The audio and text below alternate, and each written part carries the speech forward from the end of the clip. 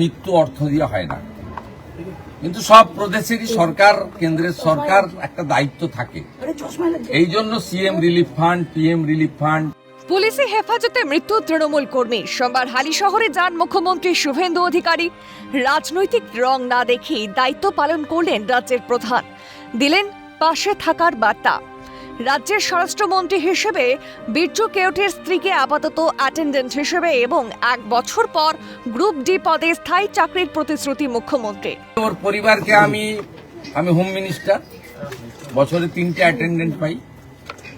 আমি ওর স্ত্রীকে আমার অ্যাটেন্ডেন্ট হিসেবে চাকরি দিলাম। উনি শোক কাটিয়ে ওঠার পরে লোকাল থানার সঙ্গে অ্যাটাচ থাকবেন এবং 12 মাস 15,000 টাকা করে এরা পায় অ্যাটেন্ডেন্ট। 12 মাস কমপ্লিট হলে গ্রুপ ডিতে পার্মানেন্ট হয়ে যায়, কারণ বাকি চাকরি তো পরীক্ষা দিয়ে হয়, আমরা তো ভাবে চাকরি দিতে পারি না। She agreed. মৃত তৃণমূল কর্মী বিরজু কেওটে কাঁচরাপাড়া পুরসভার 23 নম্বর ওয়ার্ডের সদ্য প্রাক্তন তৃণমূল কাউন্সিলর জিনি শর্মার স্বামী, পাশাপাশি প্রাক্তন পুরপ্রধান ও তৃণমূল নেতা কমল অধিকারীর ছায়া সঙ্গী বলে পরিচিত ছিলেন এই বিরজু। তোলাবাজি সহ একাধিক অভিযোগে তাকে গ্রেফতার করে হালিশহর থানার পুলিশ। পুলিশ সূত্রে দাবি, শনিবার ভোরে আচমকা অসুস্থ হয়ে পড়েন বিরজু কেওটে। সঙ্গে সঙ্গে তাকে কল্যাণীর জেএনএম হাসপাতালে নিয়ে গেলে মৃত বলে ঘোষণা চিকিৎসকদের।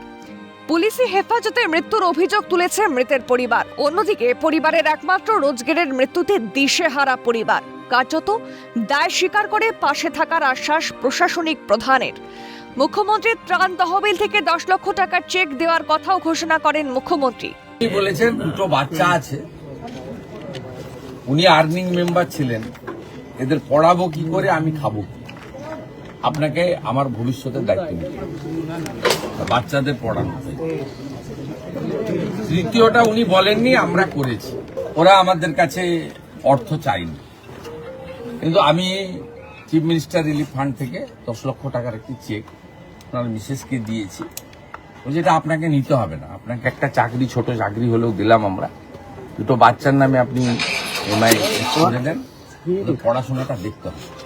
মুখ্যমন্ত্রীর প্রতি কৃতজ্ঞতা প্রকাশ করেছেন মৃত তৃণমূল কর্মী স্ত্রী তথা প্রাক্তন তৃণমূল কাউন্সিলর জিনি শর্মা।